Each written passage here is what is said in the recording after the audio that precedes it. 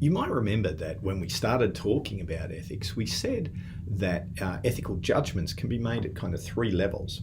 First, at the individual level, and we've spent a fair bit of time concentrating at the individual level, looking at judging the ethical act from a consequentialist or deontological perspective, looking at the ethical actor and how they might make decisions. The second level that we said we could judge ethics from is that of the organisation or the business, like we judge certain businesses or organisations as being ethical or unethical. And we did concentrate a little bit on that in the first week, where we were looking at the impact of the context, particularly the impact of an organisation on the individual decision makers within that organisation. Now, the third level is what we're going to concentrate on this series of slides, and we're going to have a look at the system and the system of distribution, because we're involved in a business environment. So we're going to look at justice or economic justice and how we judge whether a system of distribution is ethical or not. So while we have 5 objectives as listed here, they really involve 4 key pieces of material. The first one is to describe and explain different concepts of distributive justice. So what do we mean by distributive justice?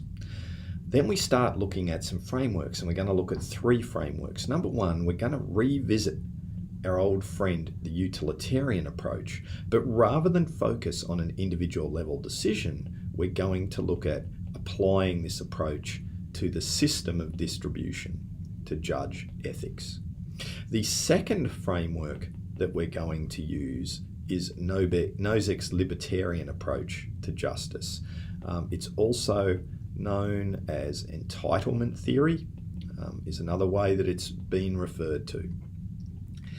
And after we've had a look at Nozick, we're going to have a look at Rawls's contractarian approach to justice. So again, this will give us 3 different frameworks.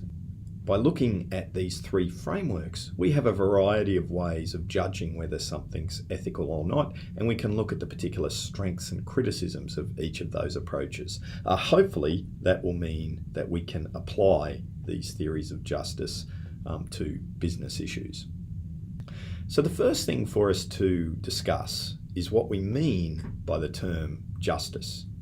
So justice has multiple dimensions. Procedural justice means with how we make sure agreements are held in place, contracts, processes, that people are treated the right way as part of an administrative process, for instance. We can talk about corrective justice, which is where we're trying to get people back to the position they would have been in where they were wrong, restoring balance after theft, injury. But we're focusing here on distributive justice, how benefits and burdens are shared or allocated across society. So we're not going to look at these other forms of justice, and these kinds of justice is often what you'll think about when you're thinking of criminal justice. We're here going to talk more about the distributive justice of an economic system. What does it mean for goods to be justly distributed across society? And here's a little conceptual exercise to think about the problem.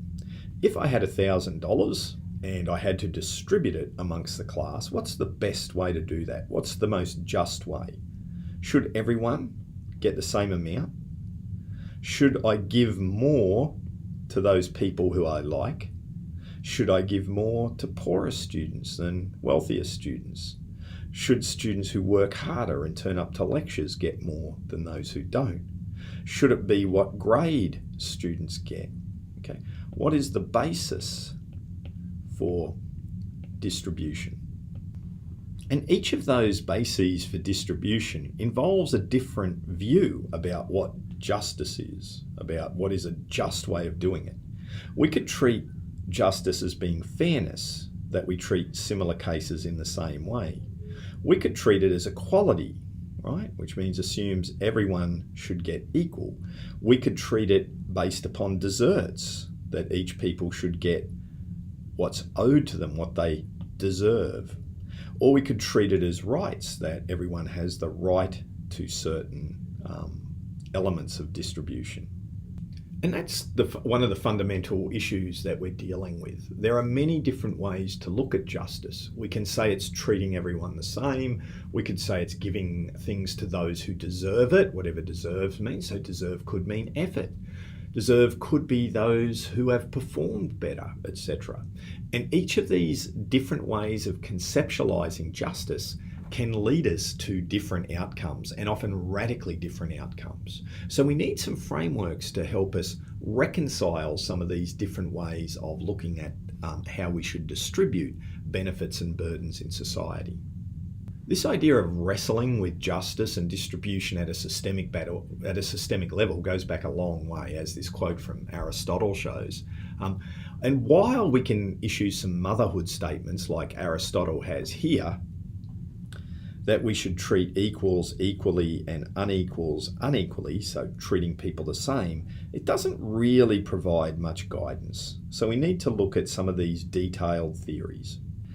And the first of these is a utilitarian approach to justice, which we'll get into on the next podcast.